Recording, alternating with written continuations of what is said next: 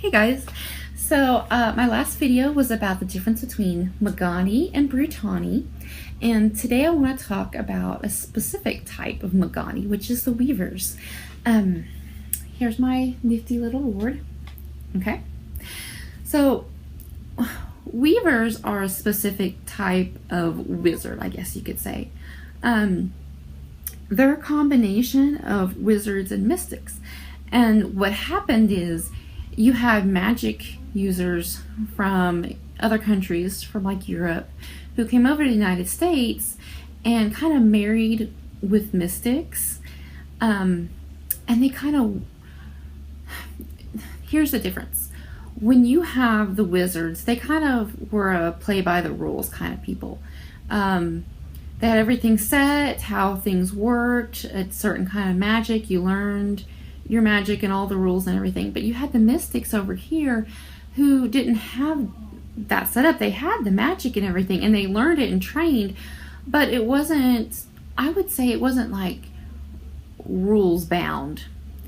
And so they've developed more of, I hate to say natural because wizards are natural too, but for them it is more of a flowing kind of thing. They don't equate it with books and rules and laws and societies and the way that the wizards do. So when you have them coming over here and mixing their magics, that's where you have the Weavers.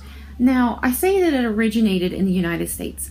The reason I say that is because they had numbers come together of weavers, and they formed a society, and they kind of had their own rules and community and everything. I'm sure that, Isaac, for example, Isaac is Charlotte's father, and he is basically the first known weaver or whatever. I'm sure there were other weavers throughout history, because come on, it probably happened that some wizard met up with a mystic and had kids, and in those situations both parents are going to teach their kid about the magic they know.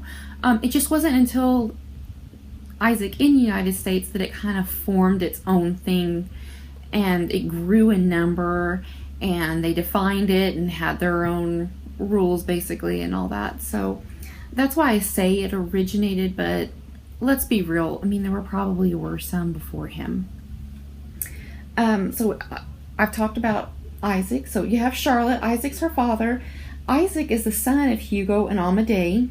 Hugo is your wizard. Amadei is your mystic. If you want more on them, I have just started writing their love story for... It's not really a love story at this point. It's a story. But it's on my blog. I think it only has 3 parts right now, and it is only first draft status. I just kind of throw it out there. The reason I do is because I love them, and I love the depth of adding their story, because you see where he comes from, you see how they formed it, and you will over time. But like I said, I went ahead and just, because I have so many things going on right now, that it's just a first draft status. But I love them, and I put them up anyway because Hugo and Amadei don't like each other. They were forced into this marriage, which really isn't technically a marriage yet. I mean, by law it is, but as far as their hearts and everything, it's not a marriage. They do not like each other. They are not attracted to each other. They come from totally different backgrounds. I mean, Hugo comes over here and he's lost everything. She leaves her people and has lost everything. But the fun thing about seeing them is just seeing them develop, because eventually Isaac's going to come into play, and kind of like the foundation of the castle and how they weave their magic together. And I know it's slow going, but I eventually will get to all those topics, and actually maybe hopefully someday that will become maybe a shorter book on its own, their story, or longer, I don't know. But if you want more history in the castle, like the very beginnings, then you should read my blog, because I'm going to be putting little bits of them slowly. Okay, so back to more Weaver stuff. You have the Weaver Council, and it has 9 members. you finally get to meet the Weaver Council in Apex, the third book. I loved doing it because whenever I wrote the first one, that was one of the things that irritated me, was just I didn't have time to like go into everything. And let's be honest, it's my very first book. It's probably my weakest book, and it's kind of an introduction, so it's more of an overall book. So by the time I got to Apex, I was so excited to show you these 9 members of the Weaver Council, and you get to meet them learn a little bit of their personalities. There are 2 women and 7 men. You have 2 men on there that were just a little bit younger than Isaac. He actually taught them. And here's the other thing about Weavers, I should say too. You have Isaac and Weaver. This should be on a blooper thing now. So you have Isaac, who was born, and he learned to be a weaver from his parents, and he actually kind of somewhat wove together things on his own too as he was growing up. And so you do have natural born weavers, if you can say natural born. But then you also have, about the time that Isaac was finishing his first apprenticeship, well, not his apprenticeship, right? He did do one, which we'll go into that too, so you can kind of see how that developed. But Isaac's the one who really defined apprenticeships for weavers. So with his first apprentice, when that was finishing up, he actually got 2 more apprentices, but who were actually already nearly trained, not all the way, nearly trained wizards who came over here, and he finished training them as weavers. So they somewhat had to go through 2 apprenticeships. So those 2 guys are actually on the Weavers Council. So those 3 men formed it and formed all the laws and all of that. Then you have all the other members, which are really exciting because the other weavers on the council, maybe not all of them. I'm trying to think if there's one who's not quite. I think there may be one. The rest of them are tall tales, or important figures in American history. And that was just really exciting for me to get to mix that in with my books. Again, so book 3, and then you'll see more from the Weaver Council as the books go on, of course, because once you get to book 4, the Weavers and the Alliance, the Weaver Council and the Alliance, they really kind of kicked it up a notch, and so you'll see a lot more of them. Anyway, so rambling again, I'm sorry. Okay, so here's another term. You have Dane Weavers, which that's what Charlotte is, because her father is a weaver, her mother is not. And I think that's central to her story in the first book, is because she has grown up in this castle. Her father's this high and mighty guy who's done all this great stuff. And I think in the back of her mind, especially as a kid, she just thinks, wow, I'm gonna be like my daddy.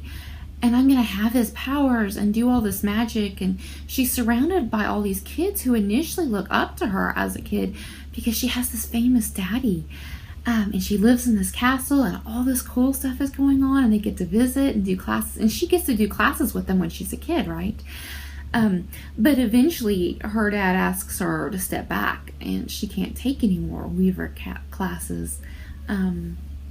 And that's just hard on her. And I think that's where you kind of see her in the first book, is she fell from grace somewhere in her teenage years when they kind of started to realize that she wasn't likely gonna develop, and she couldn't just keep sitting in the classes, because at some point they tell them, not to tell other kids who haven't developed skills, they can't know as much.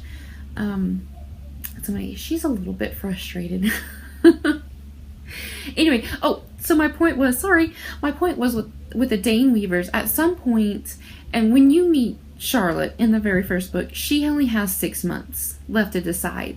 She either has to marry into the magical community like her mother did, or she has to have her memory erased. And that's just one of the rules of the Weaver Council, and you'll learn more about that and see more of that as the books go by.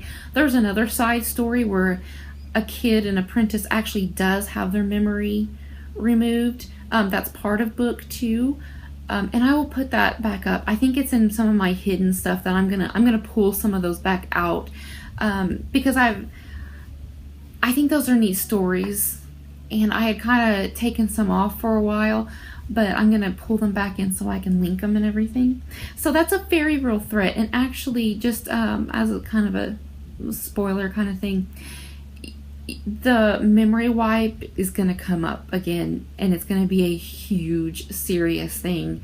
I think it's going to be towards kind of like book 6-ish when that comes, and I can't wait to get there because it's going to be fantastic. Isn't that horrible when authors do that? Like, yeah, I get to wipe someone's memory.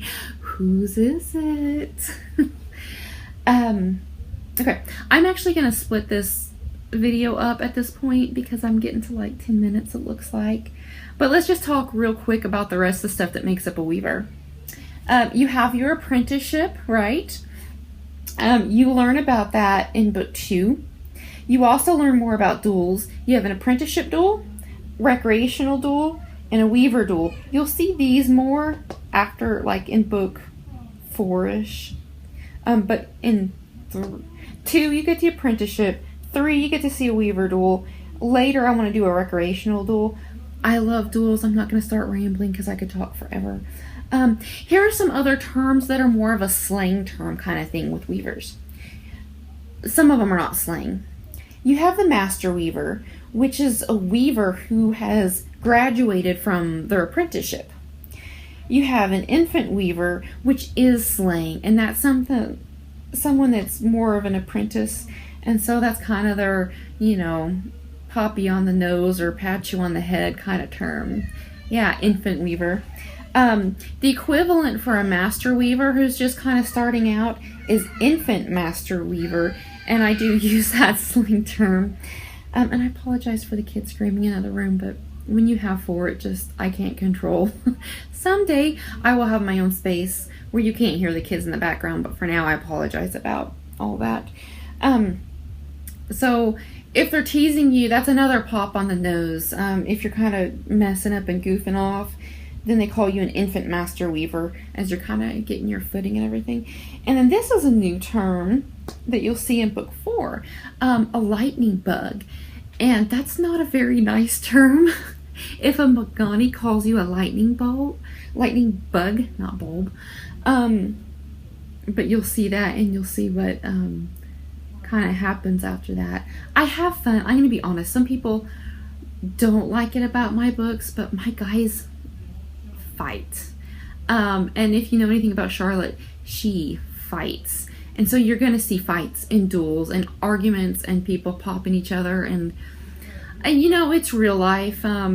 If you don't like it, that's okay. There are other books out there, but there's going to be that in mine. And then let's finish this off, and I'll do another one too.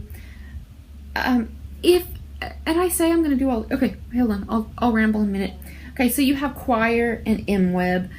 Sorry for my bad handwriting there. Your M-web is your magical web, specifically for weavers and other Magani.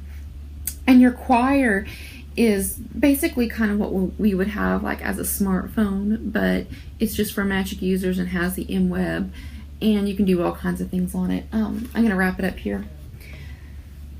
I don't know exactly what I'll do because I could talk forever about these, and that's why I keep writing these books, is because I love it.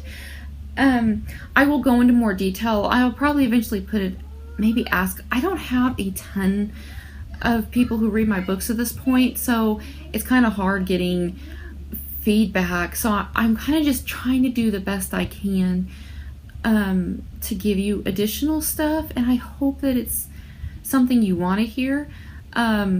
So I think I'll try to go into detail about some of these things, but I may not. It just depends on what feedback I'm able to get and what people actually want to know about, because for me, I can talk forever and be all kind of geeky and fangirly on myself. But I don't know if I'm boring other people, or if they want to hear, or if they'd rather just read it, or if I'm being too spoilery. I don't know. But anyway, but I think I will go ahead and probably start making them. This whole process is just finding out what works and not. And so Thank you for my people, my beginning people who are putting up with all this process, because I'm learning and I'm trying to do the best I can, and but I'm kind of one of those people who has to learn by failing over and over again. So I just apologize for that. Anyway, so I will get back to you. I think duels and apprenticeships especially, because that's going to be a huge thing throughout the book. That'll have its own vlog, and we'll just see what other people want to. So feel free to leave me a comment if there's something you would like to know more about. And I'm going to slowly start getting some vlogs up, maybe like once a week if I can this month. Anyway, thank you. Thank you for your time and your patience, and I hope you have an awesome day. Battle bravely, love strongly, and I'll see you guys later. Thanks.